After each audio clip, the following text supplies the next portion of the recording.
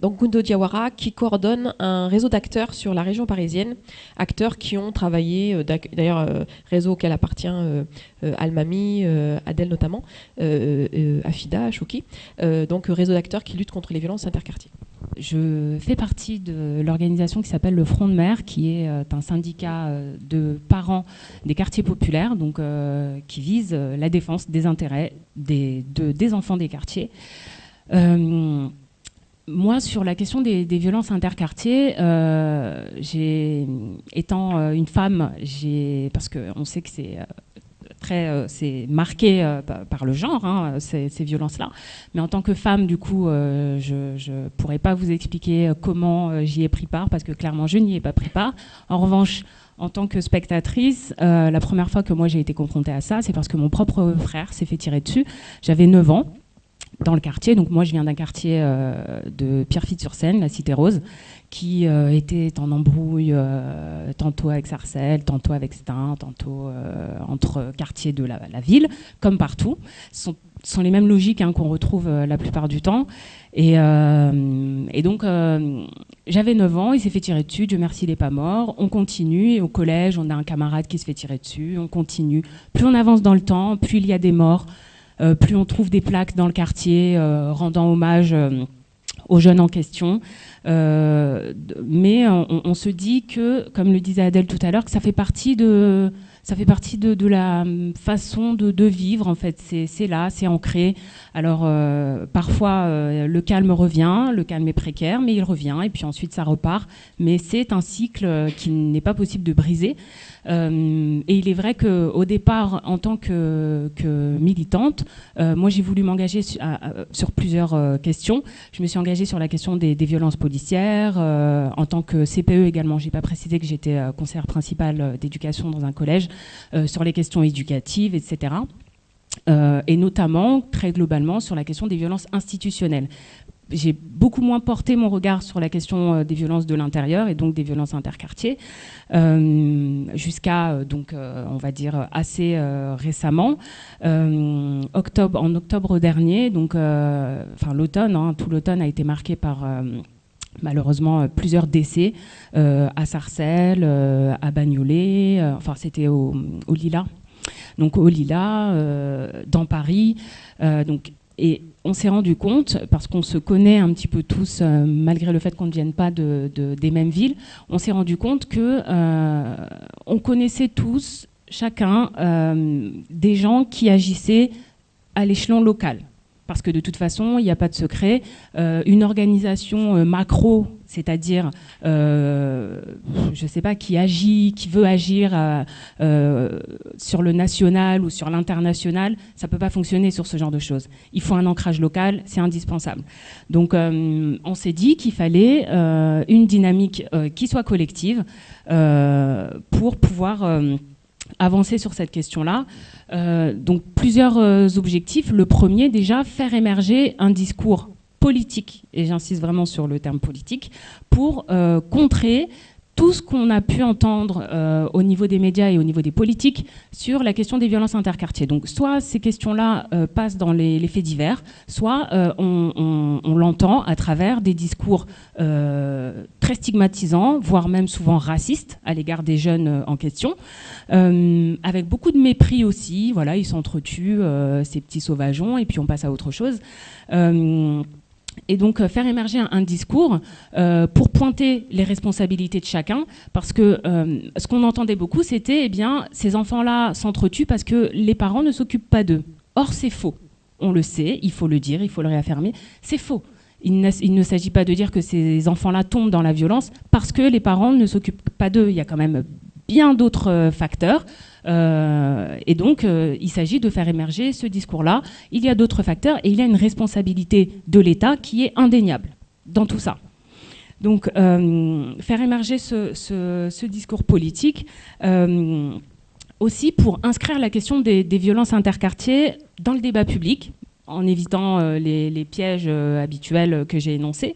Ce discours sera porté collectivement et notre objectif, c'est que ce discours s'inscrive dans l'agenda politique local des villes dans lesquelles on a des acteurs impliqués dans la dynamique, parce que c'est vrai que les temps ont un peu changé. Maintenant, on a de plus en plus de camarades, de frères, de sœurs qui entrent dans les municipalités, etc. Et donc, il s'agira de dire à ces personnes-là qui viennent de nos quartiers, il s'agira de dire que on ne peut pas être élu ou entrer dans une mairie sans aborder cette question-là et sans même proposer des solutions. Voilà, on ne peut pas se calquer sur les programmes habituels des partis traditionnels en disant alors nous, on va faire ça, on va faire ça, on va faire ça. Et surtout, mais surtout pas vraiment invoquer le plus de police, parce qu'on sait ce que la police fait dans nos quartiers et qu'on ne peut pas raisonnablement avoir conscience de ça et se dire bon bah la solution c'est la police.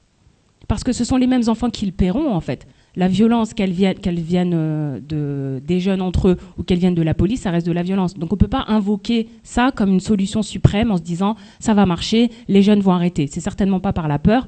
Et puis surtout, moi je suis dans l'éducation, on essaye aussi de faire les choses par l'exemple. C'est-à-dire que c'est pas par la violence de la police que ces enfants-là vont comprendre que la violence n'est pas une bonne chose, ni même un chemin pour eux. Voilà. Donc, pour parler un petit peu de notre dynamique et ne pas être très longue, parce que les camarades ont vraiment tout dit, je suis vraiment parfaitement d'accord avec ce qui a été énoncé avant. Il s'agit de sauver des vies, voilà. Il n'y a pas de miracle. Il s'agira que d'engagement de la part des personnes, des habitants des quartiers, etc. Et nous, en tant que collectif, donc, qui va regrouper des associations de Bagnolet, de Montreuil, Villiers, Champigny, Fresnes, Paris 19e, où il y a énormément de violences interquartiers également, Sarcelles, vraiment, on a essayé de quadriller un maximum l'Île-de-France, dans un premier temps. Et donc ce réseau d'associations, ce qu'on veut, c'est accompagner et soutenir, nous, chaque association, les associations locales qui souhaitent travailler sur la réappropriation de l'espace et la mobilisation des jeunes autour d'initiatives beaucoup plus positives. Donc on a un petit peu, je ne vais pas faire une liste, il n'y a pas de liste exhaustive, il n'y a pas de liste de solutions, comme je l'ai dit tout à l'heure, il n'y a pas de miracle, mais faire un travail de prévention, parce que malheureusement, on s'est aperçu qu'à chaque fois qu'il y avait des violences interquartiers, il y avait une réaction qui consistait bien souvent à faire des marches, à accompagner ponctuellement les familles. Mais en fait, c'est une logique de pompier, en fait. C'est-à-dire, il y a un feu, on vient, on l'éteint, et une fois que le feu est éteint, on repart. Donc l'objectif, c'est de ne pas attendre qu'il se passe quelque chose, donc de faire de la prévention sur la question des violences physiques, verbales et même sexuelles, sensibiliser donc à travers une présence sur le terrain, comme les mamans d'Aulnay. Je sais que leur initiative avait été pas mal médiatisée. C'était pour la nuit de la Saint-Sylvestre. Donc les mamans avaient décidé de sortir, d'occuper le terrain, parce qu'il ne s'agit que de ça. On le répète, c'est un peu redondant, mais c'est ça. Il ne s'agit que de ça, d'occuper le terrain pour d'abord dissuader, parce que l'objectif numéro 1, sauver les vies. On dissuade et on travaille ensuite sur la prévention. Réfléchir aussi ensemble à des actions de revalorisation des quartiers. Mettre en valeur les talents locaux, les initiatives positives, etc. Ça permet justement de travailler sur la question de la réputation qu'évoquait Adèle tout à l'heure, pour que les jeunes puissent aussi s'identifier à travers d'autres initiatives, en fait, d'autres actions. D'organiser, alors ça, c'est vrai que ça demande des moyens, mais organiser des sorties, des séjours, etc. Moi, je disais que je venais de Pierrefitte-sur-Seine, donc on n'a pas pu organiser un séjour. En revanche, lorsqu'il y a comme ça des conflits entre quartiers, c'est financé par les parents eux-mêmes qu'on met alors devant leurs responsabilités face à leurs enfants, ce qui est important, hein, parce qu'il ne s'agit pas de nier non plus la responsabilité de chaque parent. Ce serait pas responsable justement de le faire. Mais donc financer des petites sorties pour les jeunes pour favoriser l'entreconnaissance en fait. Parce que c'est ça aussi qui fait que des gamins peuvent s'embrouiller parce qu'ils se connaissent pas. On s'était rendu compte que deux cousins en fait s'affrontaient. Enfin, on se rend compte quand même qu'il y a des choses, mais c'est parce qu'ils s'identifient pas, ils se connaissent pas et au-delà de tout ça, il y a les enjeux de réputation, les réseaux sociaux qui entrent en jeu. Et ce qui participe à ne pas finalement les aider à sortir de ce cycle, c'est tout le mépris qu'on peut leur envoyer. Moi, c'est vrai que étant donné que je travaille avec des jeunes tous les jours, j'ai en horreur tous les discours qui consistent à dire de toute façon, ces jeunes-là sont bons à rien, ce sont des sauvages. Les discours qui consistent aussi à glorifier tout ce qui se faisait avant. Parce que ce qui consiste à dire que avant on se respectait, on se battait, mais quand même, non. Si en 30 ans les choses n'ont pas bougé, c'est parce qu'en fait, la seule chose qui a été transmise par les aînés, en fait, c'est la violence. Donc en fait, on ne peut pas se réjouir de ça et on ne peut pas se dire que, nous avant, on respectait des règles. C'était dans la violence en fait. Il y a rien de positif là-dedans. Donc favoriser la connaissance des uns par les autres, évidemment, et déconstruire donc les méfiances en fait qui sont illégitimes, qui partent bien souvent en plus de pas grand-chose, de rien, de rumeurs, etc. Faire un travail aussi sur la question de la parole. Accueillir la parole de ces enfants, accueillir la parole des familles aussi qui peuvent être démunies. On en revient à nouveau à la question du collectif. Il y a plein de familles, de parents qui sont démunis face à leurs enfants, qu'ils voient sortir et qu'ils voient se construire une identité à travers des groupes qui adoptent ces attitudes-là et qui entrent dans la violence. Donc accueillir la parole de ces enfants et déconstruire déjà.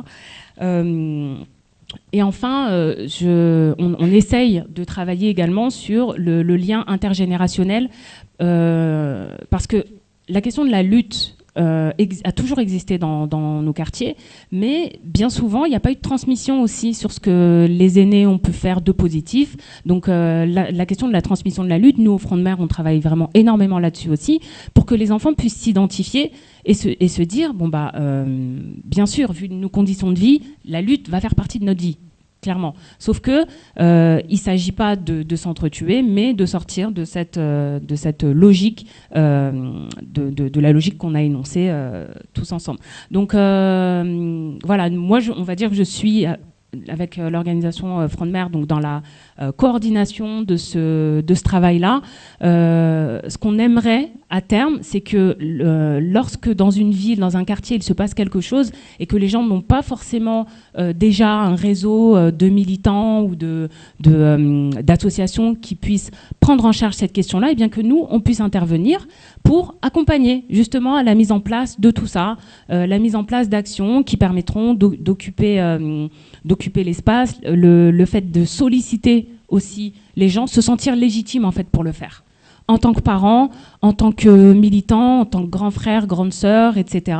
Il faut vraiment que les gens se sentent capables aussi de le faire. Comme je le disais tout à l'heure, moi j'ai pas fait partie de ces embrouilles, je les ai vus de loin. Je pourrais me dire finalement ça ne me concerne pas vraiment. Et puis non.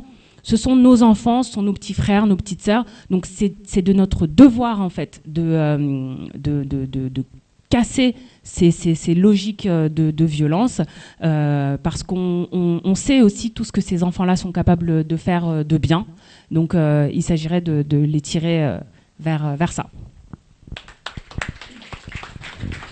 Merci beaucoup. Oui, parce que tu disais, on sait ce que sont capables de faire ces enfants. La plupart du temps, en plus dans les médias, il y a une déshumanisation totale de ces enfants. C'est-à-dire qu'on ne sait pas qui ils sont, on donne leur âge, parfois 12 ans, 13 ans, 14 ans, comme je disais tout à l'heure, mais ils sont totalement déshumanisés. On a l'impression qu'on parle d'animaux.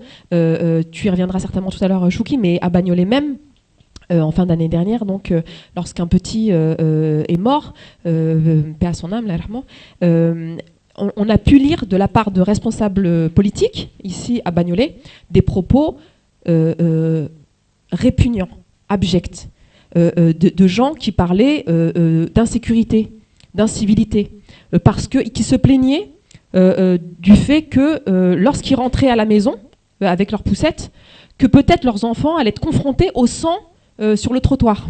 Que ça allait traumatiser leurs enfants. Par contre, l'enfant qui est mort sur le trottoir, lui, c'est pas grave. C'est un animal. De toute façon, ils se battent entre eux, comme tu l'as dit, Gundo, ce sont des sauvages. Voilà, donc, il s'agit de ça aussi, d'humaniser nos enfants. Voilà, déshumaniser, de ne pas accepter qu'on les réduise à cet état de sauvagerie, à cet état d'inhumanité. Juste un petit mot, pardon, ensuite je laisse la parole aux deux derniers intervenants, mais parce que depuis tout à l'heure, en fait, on parle de la police en l'éliminant presque. Et toutes les expériences dont vous parlez, en fait, ce sont des expériences d'auto-organisation et qui marchent. Donc ça, c'est important de dire que ce sont des expériences d'auto-organisation qui fonctionnent, puisqu'il y a moins de violence dans l'ensemble des expériences qui nous ont été énoncées. Et c'est vrai qu'on balaye un petit peu d'un revers de main la police en disant qu'ici, tout le monde est d'accord pour dire que la police n'est pas efficace, etc. C'est pas si sûr. Donc j'imagine que dans la salle, il y a des personnes qui pensent que la police peut être une solution. La preuve, c'est que, encore une fois, sur le fronton de la mairie, la fin d'année dernière, moi je suis partie avec mes enfants, il y avait le Père Noël, un truc de glace, etc., etc. Il y avait encore Bagnolet exige un commissariat de plein exercice. Et il n'y a personne jamais qui a demandé à ce que ce soit retiré, à ce qu'on change de slogan, qu'on change de créneau, etc. Donc ça passe crème en réalité sur Bagnolet. Donc il y a bien cette idée que quand même peut-être la police c'est nécessaire. Pour pas en rester sur un propos trop militant, parce qu'on a l'impression comme ça qu'on est anti-police, etc. Non, moi je vais juste vous parler de chiffres que vous connaissez peut-être, qui ont été énoncés par le défenseur des droits, suite à un rapport d'études. Donc le défenseur des droits, c'est bleu, blanc, rouge, c'est l'État français, voilà, c'est pas des gauchistes, c'est pas l'extrême gauche. Bon, le défenseur des droits, donc, qui a montré que lorsqu'il y a contrôle de police, les jeunes hommes noirs et arabes et c'est dit comme ça, hein, noirs et arabes, ont 20 fois plus de risques d'être contrôlés que les jeunes hommes blancs. 20 fois plus. Donc il s'agit de contrôles racistes. Et ça, c'est l'État français qui le dit. L'État français dit, moi, quand je fais des contrôles dans la rue, je fais des contrôles racistes. Donc ça, je soumets ça au débat, et on y reviendra tout à l'heure certainement dans le cadre de l'échange, je soumets ça au débat. Est-ce que c'est ça qu'on veut dans nos quartiers? Est-ce qu'on veut potentiellement des contrôles racistes pour nos gamins sous prétexte de vouloir les protéger, les défendre? Voilà, donc c'est de ça dont on parle tout à l'heure en réalité, c'est ce genre de chiffre-là. 20 fois plus de risques lorsqu'on est noir et arabe plutôt que lorsqu'on est blanc.